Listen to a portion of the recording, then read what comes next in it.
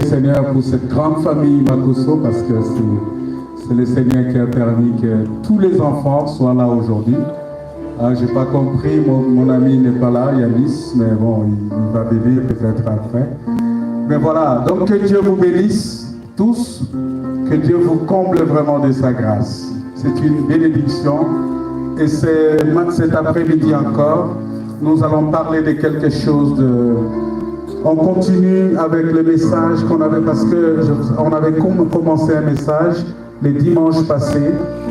Qui peut me dire le sujet de ce message du dimanche passé? Quelqu'un connaît le sujet du message qu'on a eu le dimanche passé? Et on va prendre notre texte dans le livre d'Éphésiens, chapitre 1, verset 3. On va lire ce texte-là. Je vais demander au frère Fridolin de lire ce texte-là à haute voix pour que toute l'assemblée puisse l'écouter.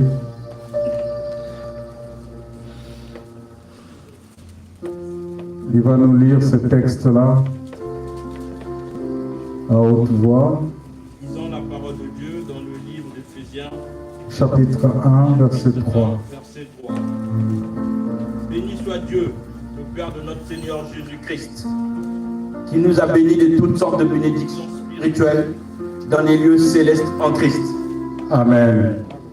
Il nous a bénis de toutes sortes de bénédictions spirituelles dans les lieux célestes en Christ. Donc, toutes sortes de bénédictions spirituelles dans les lieux célestes en Christ. Les bénédictions spirituelles ne se trouvent pas sur la terre. Les bénédictions spirituelles se trouvent dans les lieux célestes, mais aussi pas dans tous les lieux célestes, parce que vous devez comprendre que dans les lieux célestes, il y a aussi les démons. Je ne sais pas si vous savez ça, parce que la Bible dit il y a les mauvais esprits dans les lieux célestes. Selon Éphésiens chapitre 6, la Bible dit que nous combattons contre les dominations, les autorités, les principautés et les esprits méchants dans les lieux célestes. Voilà pourquoi quand on parle des lieux célestes, il faut que ça soit précis. Que les lieux célestes pour nous, c'est en Jésus-Christ. Lieux célestes en Jésus-Christ.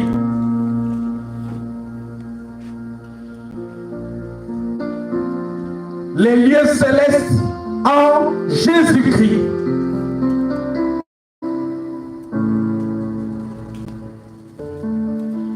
Donc toutes sortes de bénédictions que nous avons, c'est des bénédictions qui sont en Jésus-Christ, dans les lieux célestes. En dehors de Jésus, il n'y a pas de bénédiction. Parce que la prospérité matérielle, tu peux l'avoir en dehors de Jésus-Christ. Mais lorsqu'on parle des lieux célestes, on sait qu'on quitte la terre, on monte à un certain niveau, mais de ce niveau-là, il faut que...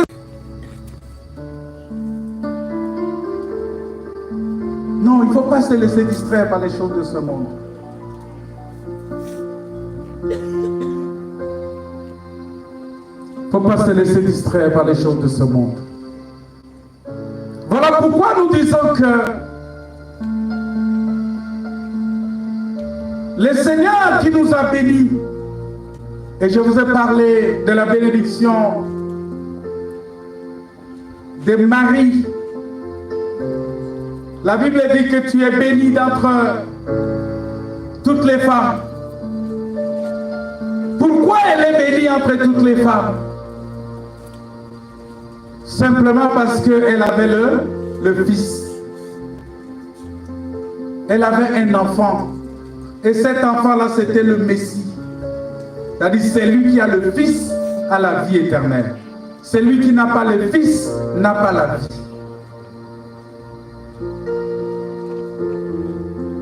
Donc, si tu as le Fils de Dieu en toi, si tu as Jésus-Christ dans ton cœur, tu as la vie éternelle. Si tu n'as pas Jésus, tu n'as pas la vie. Et moi, je crois que tu as la vie éternelle. Amen. Amen. Est-ce que tu crois que tu as la vie éternelle? Amen. Parce que tu as le Fils. Parce que tu as Jésus. Parce que tu as le Seigneur. Parce que tu as le Dieu Tout-Puissant.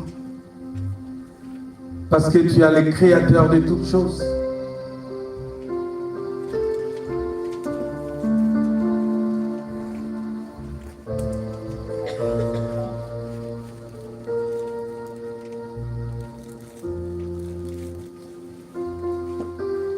Ici, l'apôtre Paul dit quelque chose de très très important. Il dit, béni soit Dieu, le Père de notre Seigneur.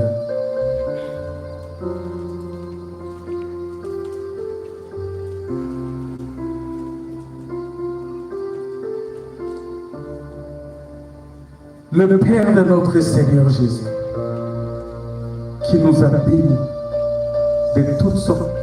On n'a pas dit qu'il va nous bénir. J'aimerais que vous compreniez ça. La parole ne dit pas qu'il va nous bénir, mais la parole dit qu'il nous a bénis. Mais il nous a bénis quand?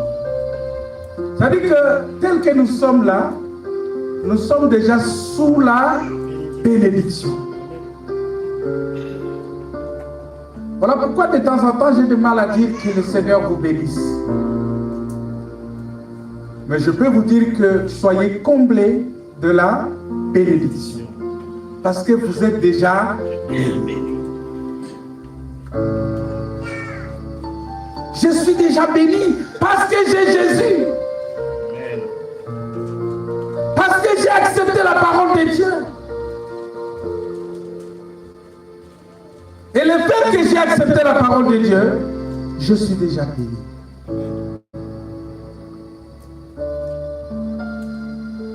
Voilà pourquoi vous devez comprendre cette chose.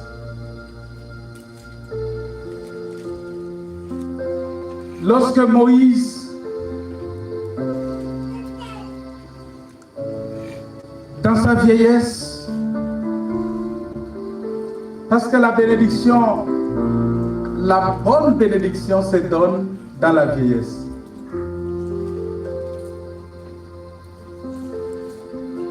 Jacob a béni ses enfants quand il était vieux. Isaac a béni ses enfants quand il était vieux. C'est-à-dire à ce moment-là, il n'avait plus des yeux pour voir.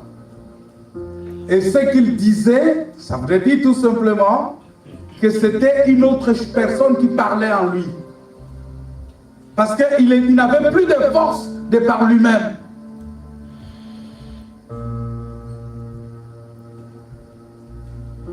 Il n'avait plus de force.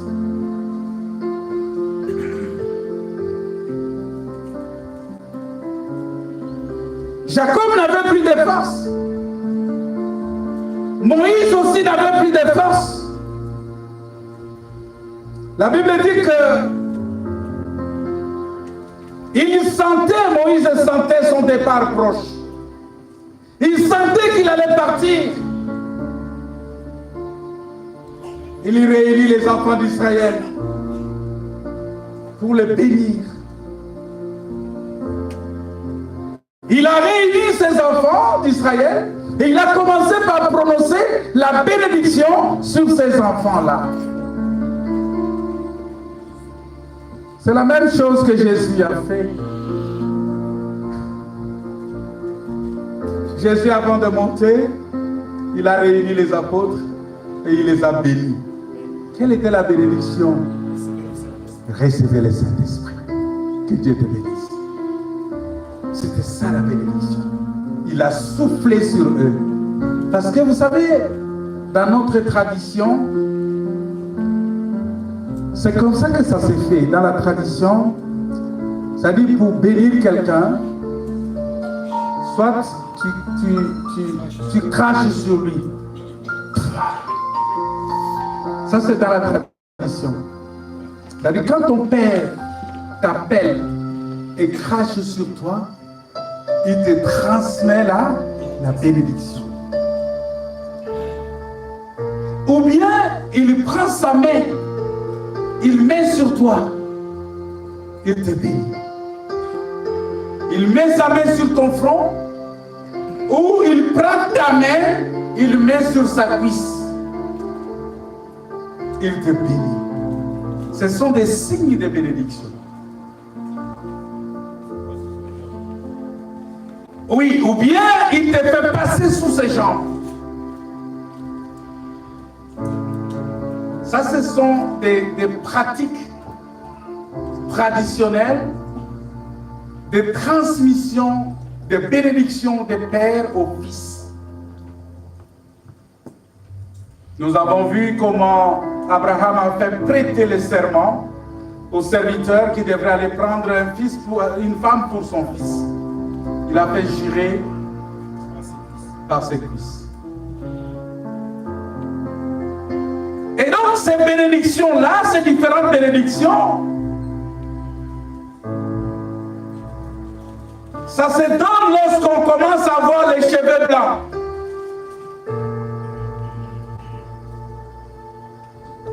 Et nous avons vu aussi Joseph, avant de mourir, parce qu'il était déjà dans sa vieillesse, il a dit aux enfants d'Israël que je sais que le Seigneur vous visitera. Mais les jours où vous allez quitter, ne laissez pas mes os ici. Prenez mes os avec vous. Prenez mes os avec vous. Pourquoi? Parce que la bénédiction d'Israël reposait sur Joseph. Et dans les os de Joseph, il y avait une puissance. Je vais vous dire une chose, vous savez que les os d'Élisée avaient une puissance. La Bible dit que là où Élisée était enterré, lorsqu'on prenait quelqu'un qui est mort, on le mettait dans la même tombe là où étaient les os d'Élisée, cette personne ressuscitait.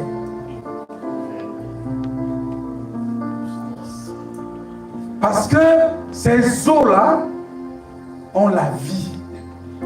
Les os d'Élisée, c'est l'image de Jésus-Christ. Les os de Joseph, c'est même dans la verge de Moïse. Parce que c'est ça qui devrait frayer les chemins aux enfants d'Israël. C'est ça qui devrait guider les enfants d'Israël. Et Dieu savait qu'Israël va quitter l'Égypte. Mais pour aller, il faut qu'il soit accompagné par les os de Joseph. Mais bien aimé, écoutez, c'est Joseph-là, nous avons vu dans Deutéronome chapitre 33, et c'est ce que nous allons voir maintenant, que Dieu l'a béni par Moïse. Le verset 13, il dit ceci. Sur Joseph, il dit, son pays recevra de l'Éternel un signe de bénédiction, les meilleurs dons du ciel.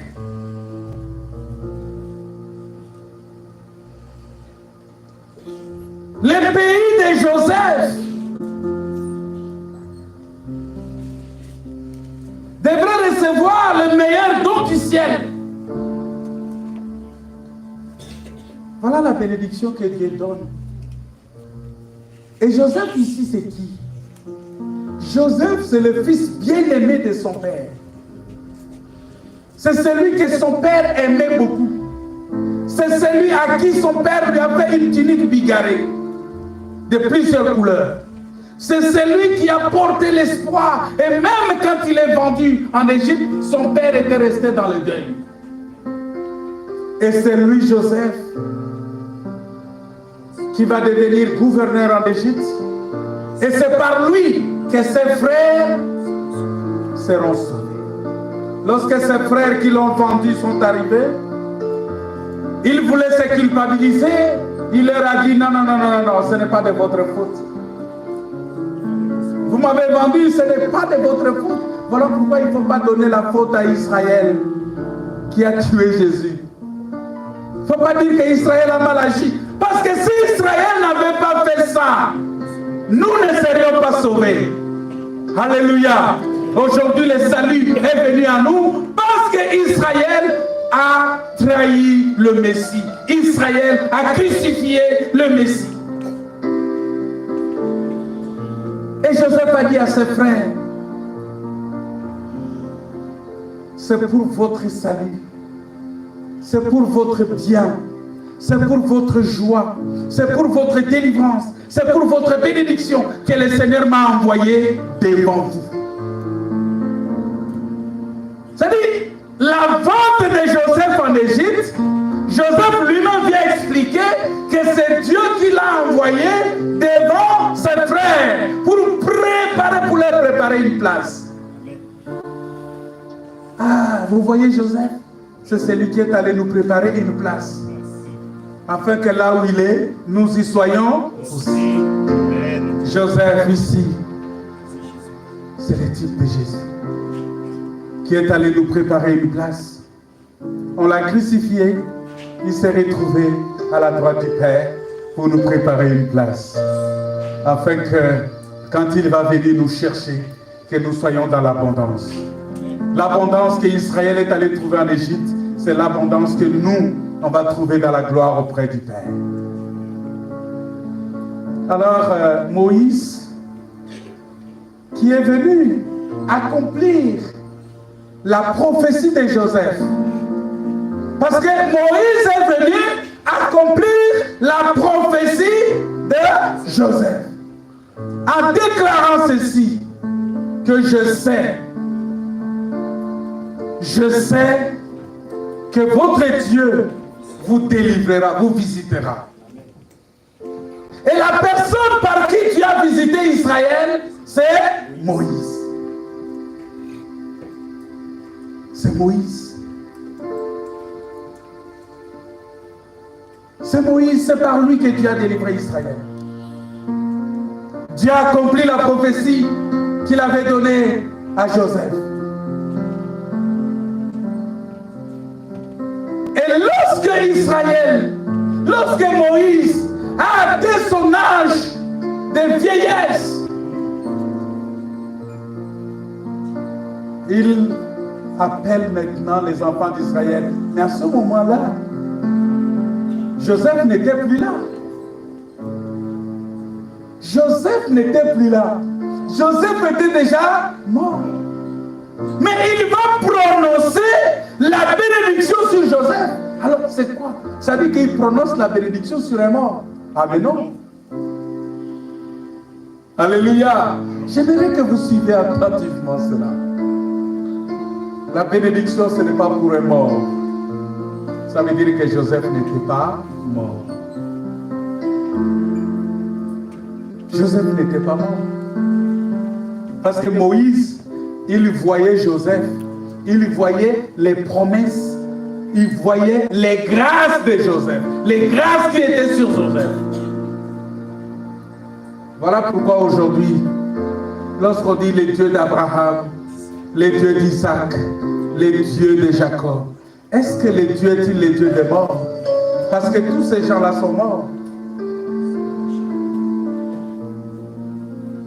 Mais Jésus a dit qu'Abraham, votre père, il a vu mon jour et il s'est réjoui. Abraham a vu mon jour et il s'est réjoui. Vous savez quoi? Quand Jean-Baptiste a vu Jésus dans le ventre de Marie, Jean-Baptiste a fait quoi? Il a tressailli de joie. Il s'est réjoui. Ça veut dire que celui qui était dans le ventre d'Élisabeth, c'était Abraham. C'était Abraham qui était dans le ventre d'Élisabeth. Et il a vu Jésus dans le ventre de Marie. Et il a tressailli de joie. Bien-aimé, quand tu rencontres un frère qui a la grâce de Dieu, tu vas le reconnaître. Amen. Tu vas reconnaître que non, il y a la grâce de Dieu ici. Quand tu vois un frère qui a la grâce, une sœur qui a la grâce, tu vas reconnaître.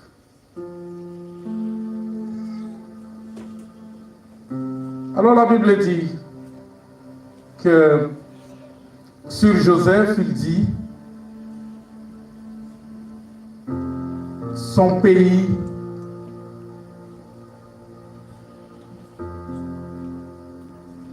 le pays de Joseph. Vous voyez, il prophétise sur Joseph, mais au lieu de parler de Joseph, il parle de son pays. Le pays de Joseph. La ville de Joseph. C'est la parole de Dieu. C'est la nouvelle Jérusalem.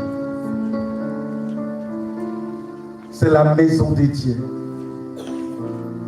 Il dit son pays recevra de l'Éternel en signe de bénédiction le meilleur don du ciel.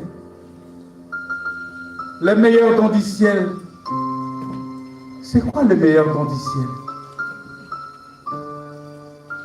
Moïse dit que le pays de Joseph recevra les dons là. Ce don du ciel, c'est la rosée. Alors, le meilleur don du ciel, vous savez, dans l'ombre, dans l'ancienne alliance, lorsqu'on va parler de meilleur don du ciel, c'est quoi? C'est la manne. C'est la manne parce que la manne est descendue du ciel sans l'effort d'un homme. La manne était la nourriture préparée par les anges et que Dieu faisait tomber. Parce qu'on ne devrait plus prendre la manne pour aller préparer. C'était déjà un repas, oui, prêt à manger. Mais pourquoi on a appelé manne? Parce que Israël ne comprenait pas. Et Israël, lorsque la manne est tombée, Israël a posé la question, qu'est-ce que c'est? La manne veut dire, qu'est-ce que c'est? C'est un questionnement.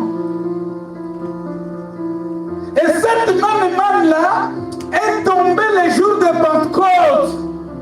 Lorsque l'apôtre Pierre a enseigné la parole, il a prêché Jésus, il a démontré la grandeur de Dieu. Les Juifs, les hellénistes, les Grecs, tous ceux qui étaient là, ils ont dit, mais qu'est-ce que c'est? Et ils ont posé la question à Pierre, que devons-nous faire? C'est ça l'évangile.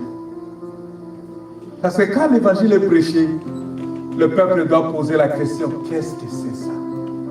C'est que l'oreille n'a jamais entendu. C'est que les yeux n'ont jamais vu. Mais cela est monté dans nos cœurs. Qu'est-ce que c'est? Et la réponse c'est que répentez-vous et que chacun de vous soit baptisé pour le pardon des péchés.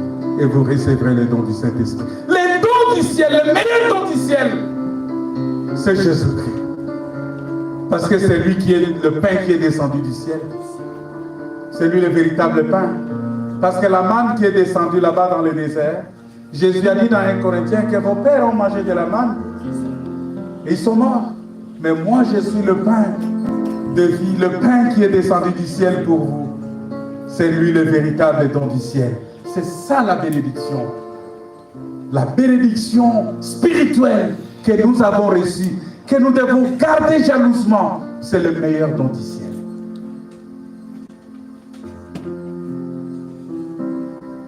Parce que, voilà, c'est ce que la Bible dit, que dans Proverbe, vous connaissez ce texte-là, que la bénédiction, c'est la bénédiction de l'Éternel qui enrichit, et ça ne se fait suivre d'aucun chagrin.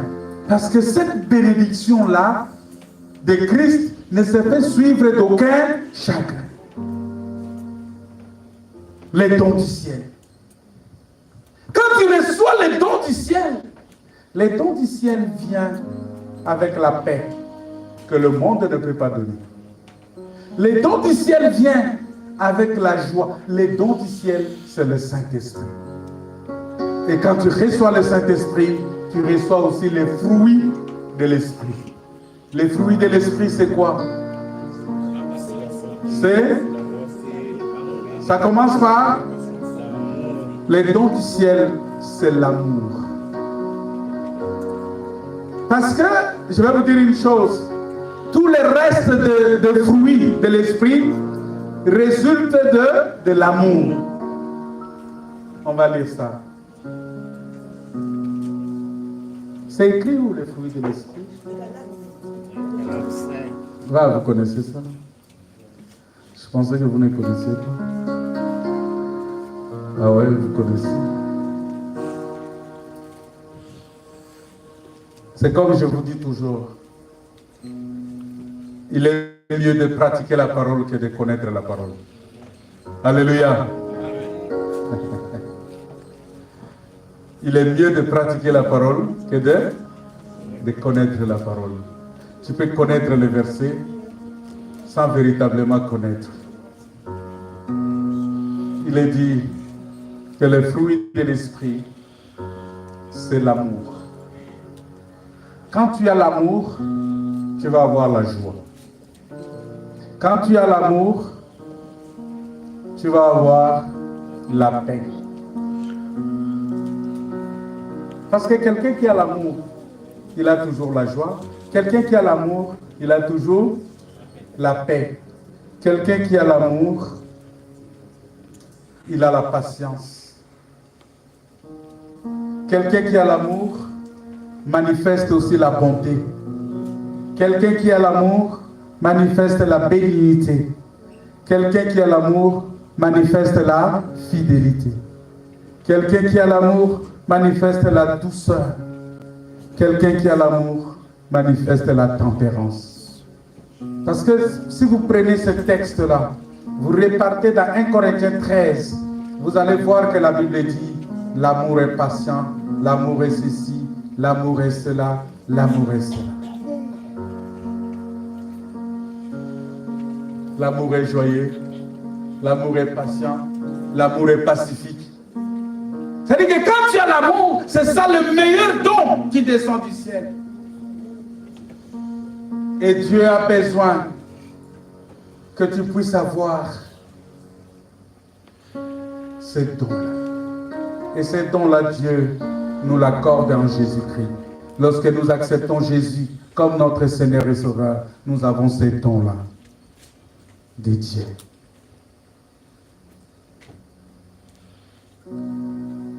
Le meilleur fruit. On ne parle pas de meilleur fruit de la terre, mais on dit le meilleur fruit du ciel. Le meilleur don du ciel.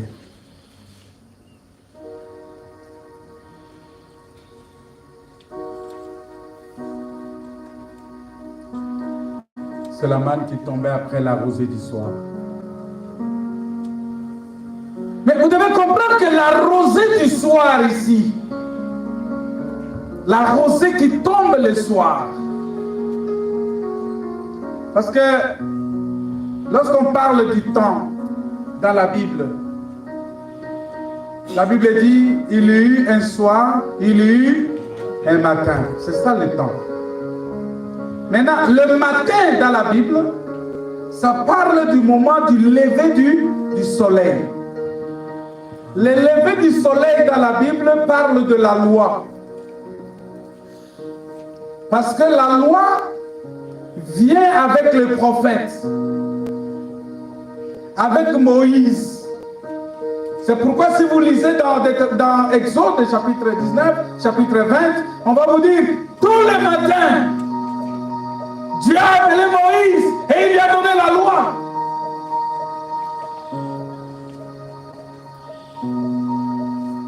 Mais la Bible dit que vers le soir, la lumière apparaîtra. Le soir, c'est un moment où on a travaillé toute la journée et on vient se reposer le soir. C'est un moment de repos. C'est un moment calme. C'est un moment de joie, un moment de repos. Et c'est ça que nous appelons la grâce de Christ. C'est-à-dire, à ce moment-là, tu n'as plus rien à faire. C'est comme un homme qui travaille toute la journée, qui revient chez lui à la maison. Et le soir, sa femme prépare un très bon repas. Et le sert à table et lui dit, bon, tu vas manger. Il est là tranquille, il est très content. Il commence à manger, il se réjouit. Parce que là, il n'a plus rien à faire. Parce qu'il y a la femme qui doit le servir. Ah ben si je dis comme ça, les gens vont dire, ah oui, est-ce que c'est seulement la femme qui doit servir l'homme?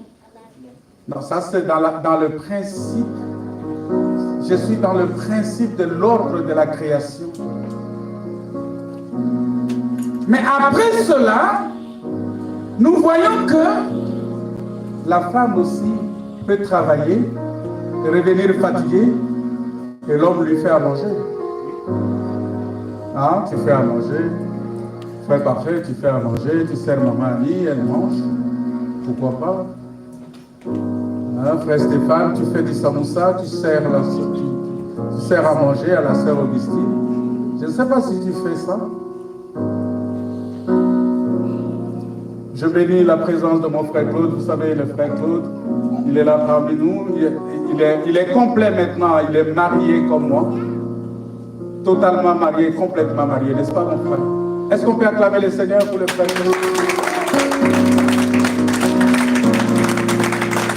Il est complètement marié. C'est-à-dire maintenant, il n'a plus d'inquiétude. Quand il sort, il revient le soir, il trouve déjà la table bien préparée pour lui. Avant, là, c'était compliqué parce que des fois, quand il revient comme ça, il commence à se poser des questions. Qu'est-ce que je vais faire? Il faut faire quelque chose rapidement. Mais maintenant, ce n'est plus le cas. C'est ça le soir. Alors, le soir, c'est un moment de repos. Le soir, c'est le temps de la grâce, en fait. C'est le temps de la vieillesse. C'est le temps de la bénédiction.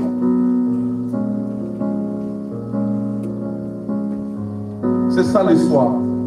Parce que la Bible dit le soir étant venu. Vous voyez, notre alliance à nous, c'est l'alliance du soir. L'alliance d'Israël, c'était l'alliance du matin. Parce que le sang qui a inauguré cette alliance, c'était le matin. Mais nous, le sang qui a inauguré notre alliance, c'était le soir. Parce que quand on parle du temps du soir, ou le dernier jour, les gens pensent que le dernier jour, c'est comme, voilà, on va avoir un dernier jour. Hein? Non, quand on dit dernier jour, c'est Jésus-Christ qui est le dernier jour. Jésus, à la croix, c'est le dernier jour. Tu attends encore un autre dernier jour?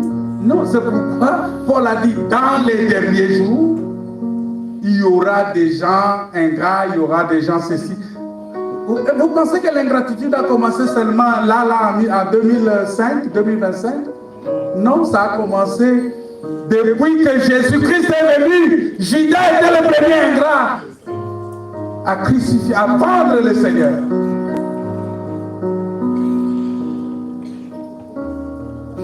Et nous sommes aujourd'hui dans le dernier jour.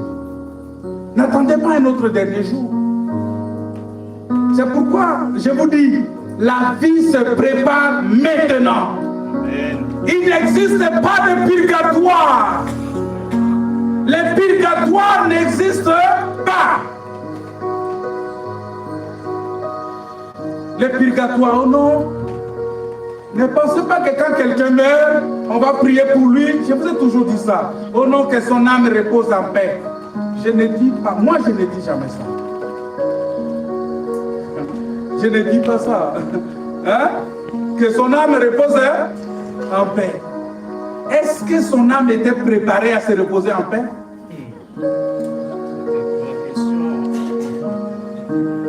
Il faut préparer ton âme maintenant à se reposer en paix. Amen.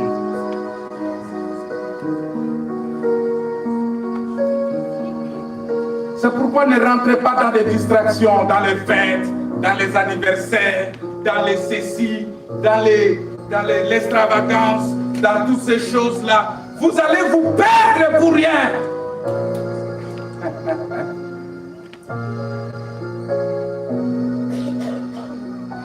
Vous allez vous perdre pour rien.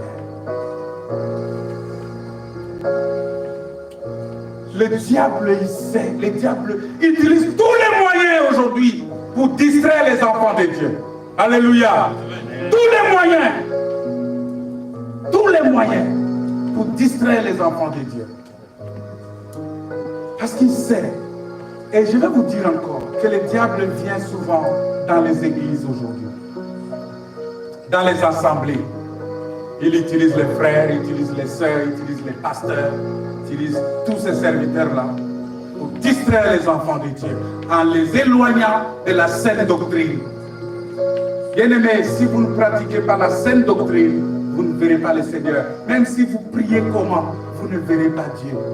La seule chose qui nous fait voir Dieu, c'est la pratique de la saine doctrine. La saine doctrine, c'est quoi? Ce sont les enseignements des apôtres. Les enseignements prêchés par les apôtres. Parce que vous pouvez tout faire, mais interrogez les apôtres. Est-ce que les apôtres ont fait ça? Si les apôtres n'ont pas fait ça, ne les faites pas. Même si c'est bon. Même si ça semble plaire aux gens, mais ne les faites pas. Ne les faites pas. Ne le faites pas. Je vous en supplie, mes frères et sœurs, ne le faites pas. Si les apôtres n'ont pas fait, ne le faites pas.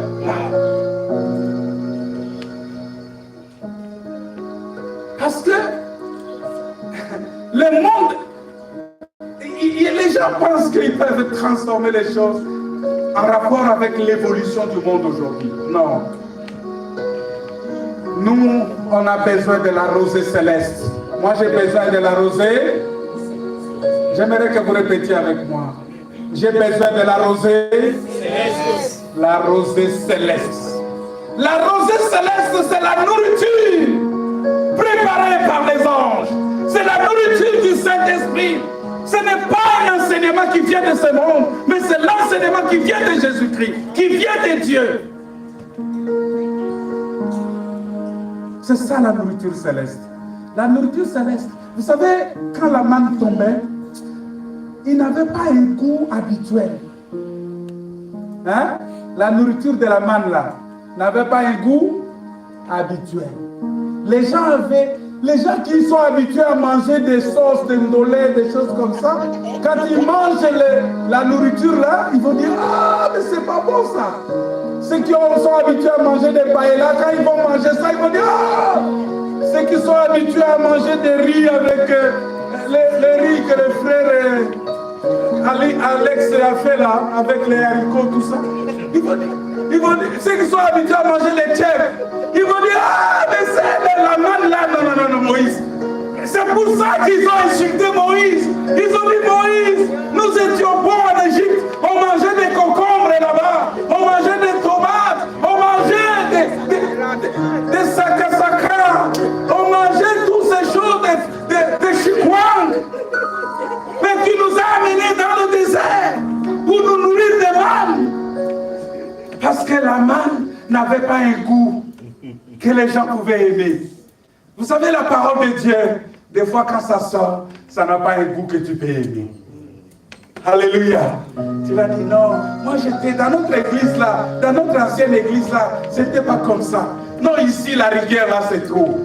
Ici là, non, pasteur Maurice, non, ça ne va pas. On ne peut pas continuer comme ça. Oui, c'est ça la vérité. C'est là qu'il va t'amener au ciel. C'est là qu'il va te faire entrer dans le royaume des cieux. Si la parole de Dieu n'est pas dure avec toi, tu vas devenir complaisant. Et celui qui est complaisant perd la notion de la rigueur. N'est-ce pas, Loïs? C'est toi qui m'as appris ça. Un jour, j'ai travaillé avec lui jusqu'à minuit chez moi. Et il m'a dit quelque chose que j'ai retenu jusqu'aujourd'hui. Il m'a dit, pasteur, je lui ai dit, comment tu fais? Il m'a dit, mais bon, il faut s'imposer la rigueur. Parce que quand il n'y a pas la rigueur, on n'a pas de résultat. Et la rigueur vient avec les sacrifices. Des fois, on peut accepter de sacrifier des choses auxquelles on ne s'attend pas. On sacrifie des choses. Tu sacrifies ton temps, tu sacrifies tout ce que tu pouvais avoir. Parce que tu as, c'est ce qu'on appelle drive for results. En anglais, on dit drive for results. Ça veut dire tu veux aller au résultat. Et quand quelqu'un veut aller au résultat, c'est comme un athlète. La Bible dit un athlète est couronné s'il a combattu selon les règles. Si tu ne respectes pas les règles, tu ne seras pas couronné. Bien-aimé dans le Seigneur, la bénédiction céleste, elle est à nous. Je vais te dire aujourd'hui, avec beaucoup de conviction, que ma sœur Émilie, tu es bénie. Tu es bénie de toutes sortes de bénédictions dans les lieux célestes. Tu es bénie. J'aimerais dire que tu es bénie. Que tu es bénie, ma sœur Bijou, tu es bénie de toutes sortes de bénédictions. Tu peux ne pas avoir les biens matériels maintenant. Que le manque de biens matériels ne te fasse pas douter de la grâce de Dieu qui est sur toi. Que le manque d'argent, le manque de moyens, que les situations difficiles que tu traverses maintenant, oh non, peut-être il y a d'autres ici qui ont des difficultés de papier, tout ça, que cela ne te fasse pas douter de ce que Dieu est pour toi, de la grâce de Dieu qui est en toi, de la main de Dieu qui est sur toi. Je vais te dire aujourd'hui que nous sommes bénis parce que nous avons reçu la rosée céleste. Et dans la rosée céleste, il y a tout. Vous savez que c'est la rosée céleste qui a fait germer la terre. Parce que la Bible dit ceci. Quand Dieu a créé les cieux et la terre, il y avait le sec. Il n'y avait pas de pluie. Et malgré que Dieu avait dit que la terre produise, la terre ne produisait pas. Alors Dieu a fait pleuvoir sur la terre. Il y a eu la vapeur. Une vapeur est montée de la terre. Vous savez, la vapeur qui monte de la terre, c'est quoi? C'est la chaleur. Pour ceux qui ont appris ça, c'est... Je ne veux pas rentrer dedans, c'est mon domaine, c'est des choses que j'ai apprises à l'école. Hein, parce que j'ai appris sur la gestion de l'environnement et les changements climatiques.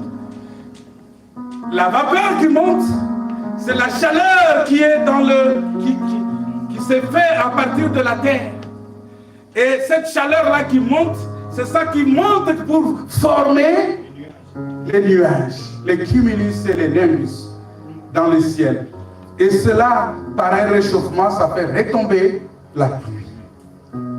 Alors, cette chaleur-là qui monte, vous savez c'est quoi? C'est la prière. C'est-à-dire la prière que tu adresses à Dieu, ça monte, ça monte, ça monte, ça monte. Et Dieu fait déverser la bénédiction. Voilà pourquoi il faut prier. Amen. Priez sans cesse. Priez tout le temps. Parce que quand vous priez, vous faites monter de la chaleur. Vous savez, dans le tabernacle. Parce que le tabernacle, proprement dit, avait deux parties. Le tabernacle, comme demeure de Dieu, a deux parties. Les lieux saints et les lieux très saints. Les lieux saints, c'est nous. Les lieux très saints, c'est Jésus. Les lieux saints, c'est l'Église. Les lieux très saints, c'est Jésus. C'est ça le véritable tabernacle. Alors, qu'est-ce qui se passe? Du lieu saint, il y avait ce qu'on appelle l'autel de parfum. Et l'autel de parfum, quand on le brûlait dans les lieux saints, c'est Hébreu qui nous dit ça, Hébreu chapitre 9. Quand on brûle le parfum à partir de lieux saints, la Bible dit que la fumée et l'odeur de ce parfum allait jusqu'au lieu très saint. Et quand les souverains sacrificateurs entraient dans le lieu très saint, il entrait avec cet encens-là pour mettre sur le propitiatoire qui est sur l'arche de l'Éternel. Et sur le propitiatoire, c'est ça qui faisait manifester la gloire de Dieu. Parce que Dieu, il était dans le lieu très saint. Dans le lieu très saint, il n'y avait pas de lumière, c'est lui-même qui est la lumière. C'est-à-dire que cette chaleur-là, ça part du lieu saint et ça va dans les lieux très saints. C'est ça la prière qui va de nous à Dieu. Et qu'est-ce qui se passe? Du lieu saint tombe notre bénédiction, notre grâce, notre élévation, notre guérison et tout ce que nous pouvons avoir. Je vais m'arrêter là aujourd'hui. J'aimerais que tu comprennes que tu es béni. Est-ce que tu peux dire que tu es béni? De toutes sortes de bénédictions. dans les lieux célestes. Parce que les lieux célestes en Christ. Je veux que tu saches que ce n'est pas n'importe quel lieu céleste, mais c'est les lieux célestes en Christ. Et cette bénédiction que tu as ouvre la porte à toutes les autres choses. C'est ça, chercher premièrement le royaume des cieux et sa justice, et tout le reste te sera donné par-dessus. Cette bénédiction-là, ça te procure la paix, ça te procure le mariage, ça te donne les enfants, ça te donne le travail, ça te donne l'argent, ça te donne tous ces dons. Tu y as besoin pour vivre sur cette terre, parce que cette bénédiction qui vient de Dieu, c'est cette bénédiction-là qui t'enrichit, ça t'enrichit, ça t'enrichit, et ça ne se fait suivre d'aucun chagrin. Parce que quand tu as cette bénédiction-là, tu n'as pas de chagrin. Est-ce que vous pouvez, ma soeur Mélissa, est-ce que vous pouvez monter pour prier, pour nous accompagner à adorer le Seigneur? Alléluia. El Shaddai. On va chanter El Shaddai encore. Mais j'aimerais que vous preniez une note qui nous permet de chanter. Quand vous montez très haut, c'est souvent difficile. Alors, Ronel, tu prends une note qui nous permet d'être à l'aise et chanter correctement. El Shaddai, on va chanter El Shaddai. Alléluia. J'aimerais qu'on se mette debout. On va chanter El Shaddai. J'aimerais vraiment qu'on adore le Seigneur, qu'on dise merci Seigneur pour la bénédiction, pour la grâce que tu nous as accordée. La grâce du Seigneur est sur toi, ma sœur.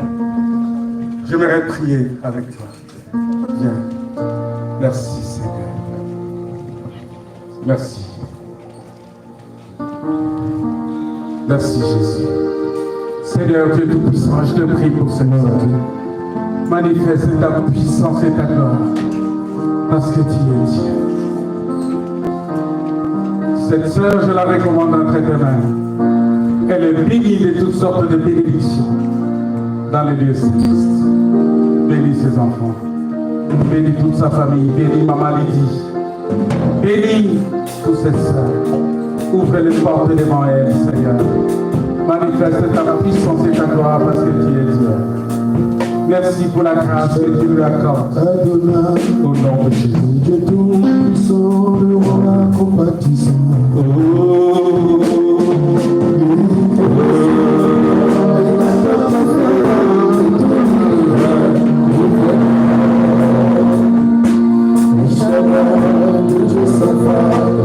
Je lui dois ma délivrance et ma puissance. Le Dieu de mes histoires, qui me fait voir ces histoires-là. Alléluia. Merci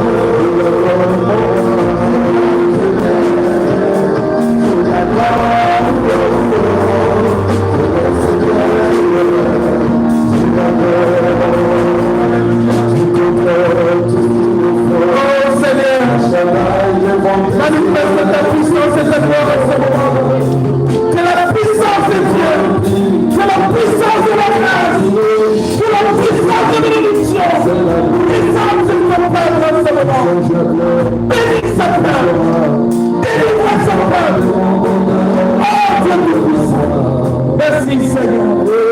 Merci Dieu de gloire. C'est pour le Alléluia. Alléluia. Alléluia. Alléluia. Alléluia. Gloire à toi Seigneur. Dans mon cœur.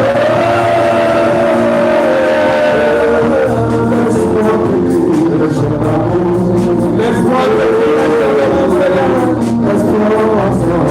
Laisse-moi ensemble pour toujours.